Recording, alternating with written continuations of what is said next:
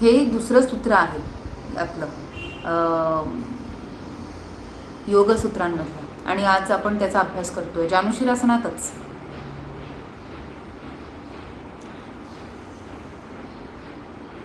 आता कसं आहे, योग चित्तवृत्ती निरोध ही आहे PhD. आणि आत्ता आपण आहोत पहिलीत. आपण आता काय शिकतोय, आधी स्नायुवृत्ती निरोध. आता आपण पहिले स्नायूंची हालचाल थांबवण्याचा, निरोध म्हणजे कंट्रोल, स्नायूंवरती नियंत्रण आणा पहिले. असं हळूहळू आपण इंद्रियांची वृत्ती म्हणजे डोळ्यांची हालचाल, कानाचं काम, मूव्हमेंट, त्याच्यावरती नियंत्रण आणणार म्हणजे इंद्रिय वृत्ती निरोध. त्यानंतर विचार वृत्ती निरोध. असं करत करत शेवटी PhD पर्यंत म्हणजे योग चित्त वृत्ती निरोध पर्यंत पोचणार. शेवटचा 1 मिनिट यामध्ये तुम्हाला ना जानुशिरासनातून जे पाहिजे ना ते मिळवा. असं समजा की तुम्ही जमीन खोदली आहे आणि त्याच्यामध्ये आता तुम्हाला छान एक खजिना सापडला आहे आणि त्यातलं तुम्हाला आता जे काय पाहिजे ते निवडायचं आहे, उचलायचं आहे. तर तुम्ही कसं कसं काय काय बघून, आपली गरज बघून त्याच्यातून उचलाल, घ्याल. अशा पद्धतीने जानुशिरासन या आसनाचा हा खजिना आहे. त्यातून जे जे पाहिजे ते मिळवा. काय पाहिजे तुम्हाला, मानेला स्ट्रेच मिळत नाही आहे तो मिळवा, शरीराचे ताण इतके छान की त्याच्यातून मानसिक काही त्रास, जडपणा वाटतोय तो घालवण्यासाठी शरीराला ताण द्या, म्हणजे समाधान मिळवा. काहीच करू नका म्हणजे शांती मिळेल, शांती मिळवा. आसनातच थांबा, काहीच नाही, पूर्ण समर्पण जानुशिरासनात.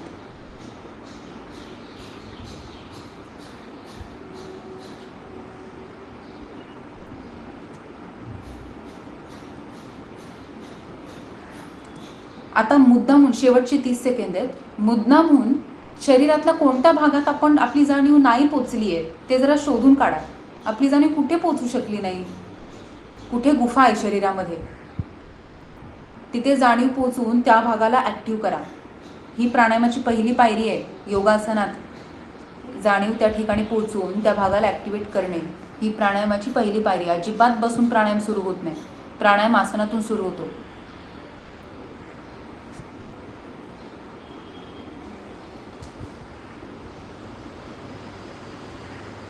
कुठे पोचली नाहीये जाणीव तुमची, घशाच्या ठिकाणी पोचलेली का?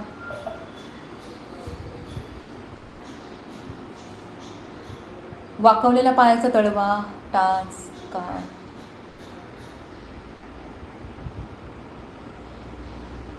विश्रांती.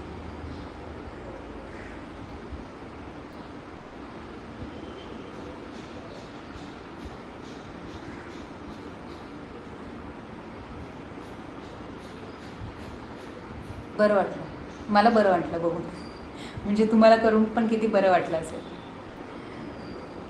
फिलिंग गुड, बरं वाटतंय, खजिना हाती लागला.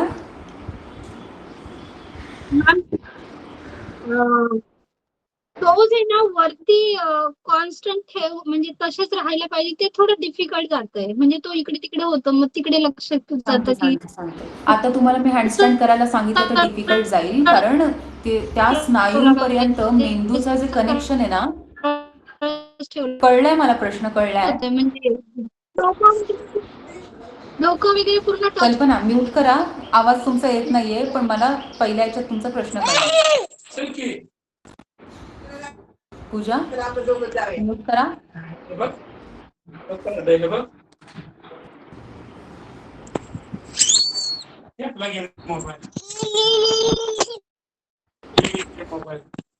आजी जमा वाली त्याला तू OTP या.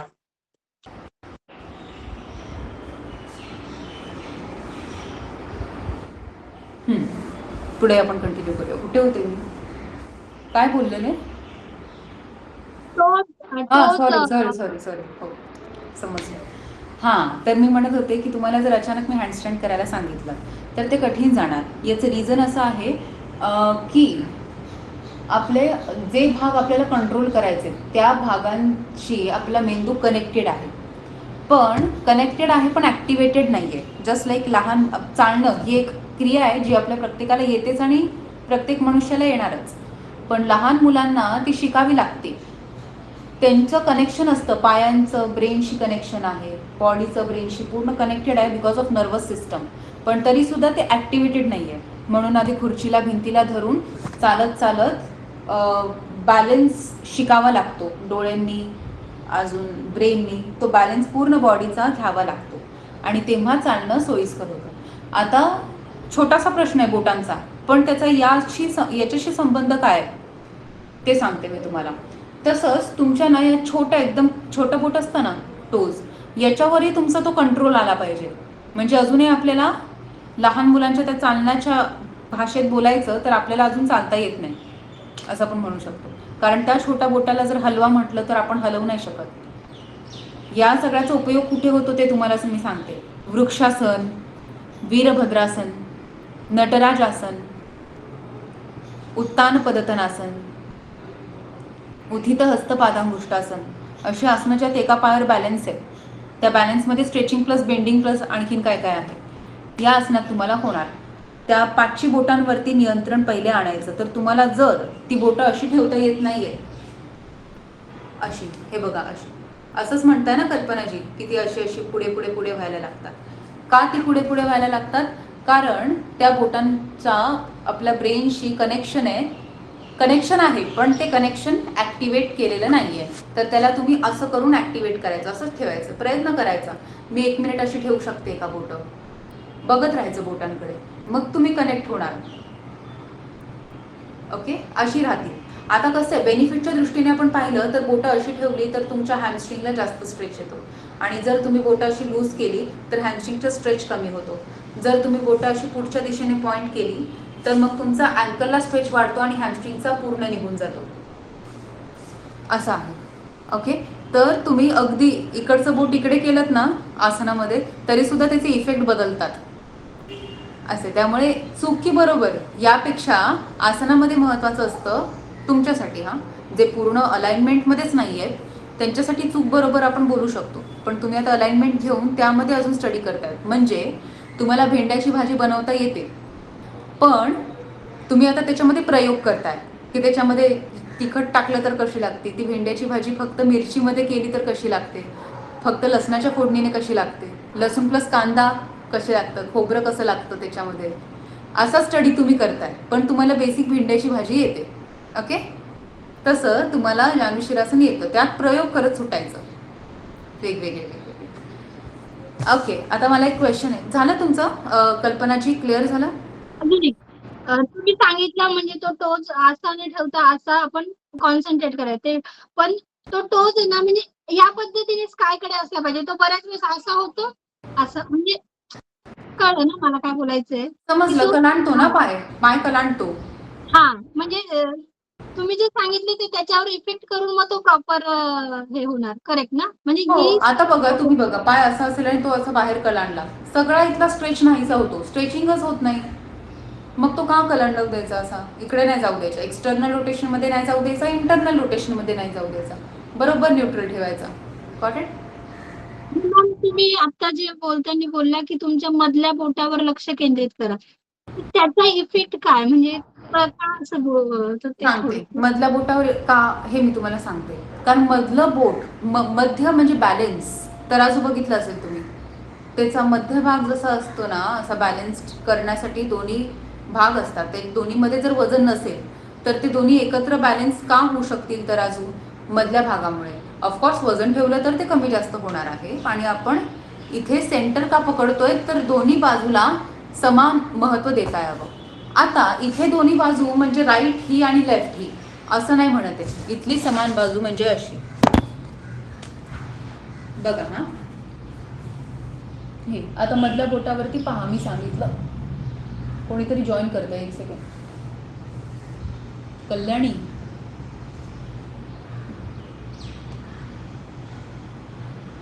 कल्याणी फार उशीर केला तुम्ही जॉईन करायला. चला, मॅम समोरचं काही दिसत नाही. जे बोर्ड दाखवत ते आहे ना दिसत ते नाहीये. दिसत नाही. नाही. काही जण हो सांगतात, काही जण नाही सांगतात. ओके, समजलं. मोबाईलवरून ज्यांनी जॉईन केलं त्यांना दिसत नाही. मॅम मी खूप वेळची ट्राय करते पण होतच नव्हतं. ॲक्च्युली मी ती लिंक बंद केली होती. कधी माहिती आहे का? 20ला 10:20 मी ती बंद केली होती. कदाचित त्याच्यानंतरपासून तुम्ही जॉईन करताय. सॉरी मॅम आज थोडा उशीर झाला मला. It's okay, it's okay. आधी महत्त्वाचाच टॉपिक झाला आहे आमचा, पण कॉन्टॅक्ट करा कोणाला तरी. हो. चला पुढे जाऊया. हां, तर आता हे मिडल साईडवरती फोकस केल्यामुळे काय होतं ते तुम्हाला मी सांगते.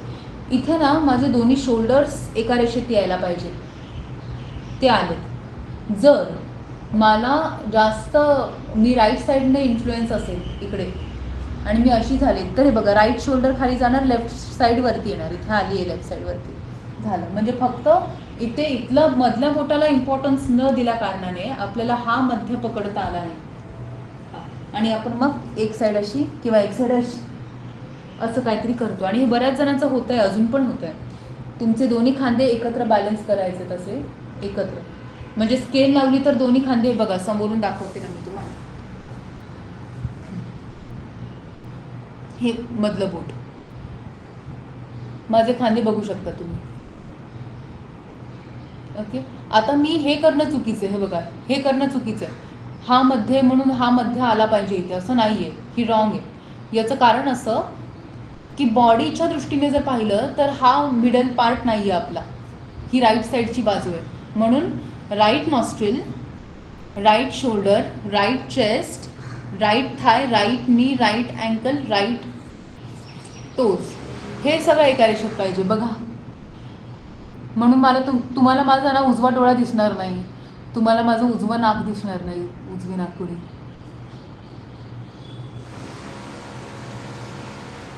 हॅलो मॅम, मिडल ते ना पुन्हा एकदा रिपीट करा, आवाज ब्रेक झाला पूर्ण. सर्वांनाच आवाज ब्रेक झाला होता? सर्वांसाठी नाही ना? हां, रेखाजी मला पण आठवत नाही मध्ये कुठून पण ब्रेक झालेला, कुठून ऐकलं नाही तुम्ही? इथे सिमिलर कसं जायचं, मिडलला बॅलन्स कसं करायचं ते सांगत होतं आता. हां, म्हणजे ठीक आहे, मी शॉर्टमध्ये मधला परत शॉर्टमध्ये point तुमच्यासाठी ला परत सांगते. हे बघा, मी सांगते की या मिडलची कंपेअर नाही करायचं डोक्याच्या. याचं रिझन आहे की हा माझा राईट लेग आहे बॉडीच्या दृष्टीने तुम्ही पाहिलं तर. ओके, त्यामुळे इथे माझं राईट नोज, राईट डोळा, उजवा डोळा, उजव्या साईडचा हा ओठ, उजवा खांदा, उजवी छाती, ही एक लाईन यायला पाहिजे. आणि तुम्ही मग ते बघा नीट की तुम्हाला माझा डोळा दिसणार नाही, उजवा डोळा नाही दिसणार, उजवं नाक नाही दिसणार. हे वेगवेगळे हे बघा, हाताची पोझिशन चेंज केलं की कम्प्लीट इफेक्ट चेंज. पायाची बोटं आपल्याकडे वळवून घ्यायची का मॅम? हो, अशी घ्यायची. मी तुम्हाला इफेक्ट सांगते. पायाची बोटं आता मी माझ्याकडे अशी वळवून घेतलेली आहेत, तर मला काफला स्ट्रेच आहे, हॅमस्ट्रिंगला स्ट्रेच आहे. त्यात मी क्वाड्रिसेप कॉन्ट्रॅक्ट करून पाय खाली दाबलाय. ओके, क्वाड्रिसेप कॉन्ट्रॅक्ट करून पाय दाबा. आता कसं झालं, क्वाड्रिसेप कॉन्ट्रॅक्ट केला नव्हता तोपर्यंत माझ्या हॅमस्ट्रिंगला खूप जास्त स्ट्रेच होता. पण मला काय झालं एका स्टेजला की आपण सध्या काय करतोय की शरीरामध्ये एक भाग ओव्हर ॲक्टिव्ह नाही करत आहोत. आपण ॲक्टिव्ह करतोय, ओव्हर ॲक्टिव्ह नाही करत आहोत. म्हणजे फक्त इथे ताण आणि इथे काहीच ताण नाही, हा भाग डल, असं नको आहे आपल्याला. म्हणून मी काय केलं, इथे क्वाड्रिसेप कॉन्ट्रॅक्ट केलं आणि पाय खाली दाबला. ते केल्यामुळे माझा ताण अर्धा झाला. ताण म्हणजे एवढं वाकलं तरी पण मला ताण नाही. तेच मी क्वाड्रिसेप सोडले, कॉन्ट्रॅक्शन सोडलं, ताण वाढला. क्वाड्रिसेप कॉन्ट्रॅक्ट, ताण गेला, म्हणजे कमी झाला. आता मी पूर्ण माझ्या अप्पर बॉडीलाही ताणू शकते कारण इथला ताण माझा कमी झाला आहे. असा आहे. तर इफेक्ट्स बघा, हा पाय असा वळवला की पूर्ण स्ट्रेच. आता ही पायाची बोटं, माझी स्ट्रेचिंग इथे पण सुरू आहे. हा भाग आहे ना तो स्ट्रेच होतोय. हे बघा, आता लूज आहे, आता काय नाही स्ट्रेच, आता स्ट्रेच होतो. स्किन बघा. ओके, आता मी हा लूज करते. लूज केला, काफचा स्ट्रेच गेला. काफला स्ट्रेचिंग नाही आहे, बेनिफिट नाही आहे तिथे. आता अजूनच पुढे, आता माझे कसं टाच तरी पुढे होती त्यामुळे थोडा तरी स्ट्रेच मेंटेन आहे. टाच पण आता मागे घेते मी, हे बघा, आणि बोटं अशी गेली. आता होता तो स्ट्रेच, म्हणजे पूर्ण हिप पासून मसल पुढे खेचला गेला होता, तर माझा तो हिल मागे घेतला, फक्त एवढीशी टाच, ही एवढीशी टाच मागे घेतली तर इथून सुटलं. म्हणजे जस्ट लाईक इलास्टिकचं एक टोक सोडलं तर ते कसं पटकन मागे येतं, समजलं?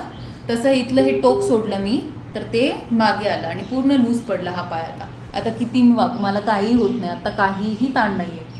हे जमिनीच्या खाली गेले तरी मला ताण नाही मिळणार. असं जे काय चाललं होतं ते फक्त माझ्या टाचेवर चाललं होतं. आता टाच पुढे, हे बघा, टाच पुढे घेतली, त्यात हा हिप जॉईंट दिसतो. आता बघा माझा पाय, मी इथे, मी कुठेच हलणार नाही, पण माझा पाय बघा काय करतोय ते.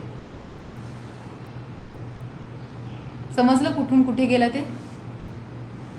हे सगळं झालं हिप जॉईंटमुळे. इथे, इथून मी तो पुढे घेतला, यामुळे मग हे सगळे मसल्स समोर गेलेले आहेत माझे असे. आता हा पाय जसं मग अशी कल्पना म्हणाला तसं असं कलांडला गेलं तर काहीही स्ट्रेच नाही आहे. कसं आहे, चुकीचं आहे असं आपण पहिल्या दिवशी एखाद्या मनुष्याला नाही बोलू शकत, कारण त्या माणसाला ना एवढं केल्यावर सुद्धा इथे थोडासा ताण जाणवणार. मला नाही जाणवत आहे आणि तुम्हालाही नाही जाणवणार, कारण तुम्ही पण सगळ्या आसनातल्या आहेत, फ्लेक्झिबिलिटी आहे तुमच्याकडे. पण एखाद्या नवीन माणसाला, जास्त करून पुरुषांना, हे एवढं केलं तरी सुद्धा ताण असणार आहे. फक्त तो चुकीचा जाऊ शकतो, याच्यावर लक्ष द्या. मी तुम्हाला झोपायचं उदाहरण दिलेलं, झोपणं क्रिया नॉर्मल आहे, पण चुकीचं नुसती उशी जरी उंच घेतली तरी पण तुमचा दुसरा दिवस गेला कामातून. तसं असा पाय कलांडला गेला की इथे आउटर नीला इकडे जास्त ताण वाढतो आणि मग दुसऱ्या दिवशी ते दुखत राहू शकतं. असं आहे, म्हणून अलाइनमेंटमध्ये पाहिजे हे सगळं. हे असं किंवा असं नाही पाहिजे, असं पाहिजे. चला, क्लिअर? आता हे सगळं आपण आता जानुशिरासनात जे जे केलं, ब्रीदिंग पॅटर्न पासून ते इथपर्यंत, ते सगळं तुम्ही लिहून काढा. आत्ता मी पटकन एक वॉशरूमला जाऊन येते, फ्रेश होते, ब्रेक घेते, तोपर्यंत तुम्ही लिहून काढा. आले 1-2 मिनिटात.